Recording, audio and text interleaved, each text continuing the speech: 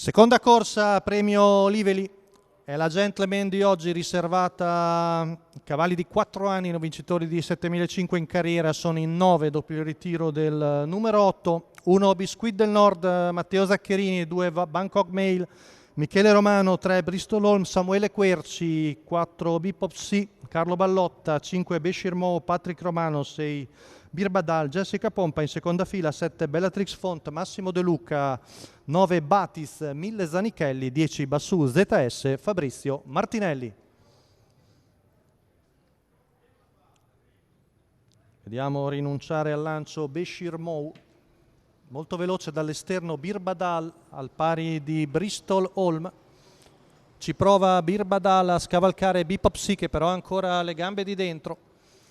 A sua volta Bebop C cerca di scavalcare Bristol Holm, intanto serra sotto anche Biscuit del Nord, fase molto combattuta della prima curva, con alla fine Bristol Holm riesce a mantenere la corda sul numero 4 di Bebop C, poi Birbadal, mentre lungo la corda Biscuit del Nord serra sotto, seguito da Bassù ZS e Bellatrix Font, mentre attardato è Bangkok Mail.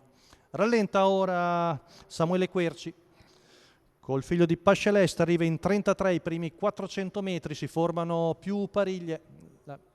All'esterno è rimasto Bebop C, lungo la corda Biscuit del Nord, poi Birbadal all'esterno. Tanto ancora un 16,6 per la curva, viene fuori 47 scarso per i primi 600 metri, siamo al passaggio davanti alle tribune.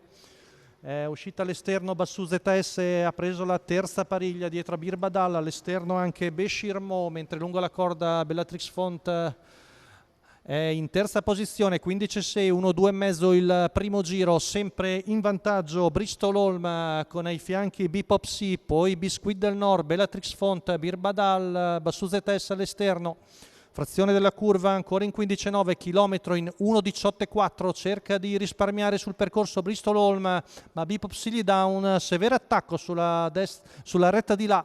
Cerca di reagire Bristol Holm, che si era un po' imbambolato al comando. Poi vediamo il numero 1 di Biscuit del Nord che sta per avere la destra libera, guadagna di dentro anche Bellatrix Font, sposta ora più deciso Matteo Zaccherini su Bebop C, che non è ancora passato sulla curva. Poi Bellatrix Font, 3 cavalli a ventaglio ai 200 finali dopo la curva passata ancora in 15,9, retta d'arrivo con Biscuit del Nord che prende la meglio nettamente a centropista, mentre la lotta è solo per il secondo posto.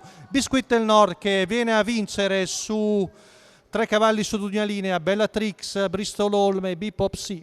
Da rivedere, 14,3 le rette d'arrivo, bella vittoria per Biscuit del Nord, Matteo Zaccherini, il training di Maurizio Visco, i colori di casa della scuderia Limitless, con spunto deciso ai 200 finali, ha preso nettamente la meglio e coglie questa femmina, questa figlia di Mago d'Amore, la sua prima vittoria in carriera al 9° tentativo.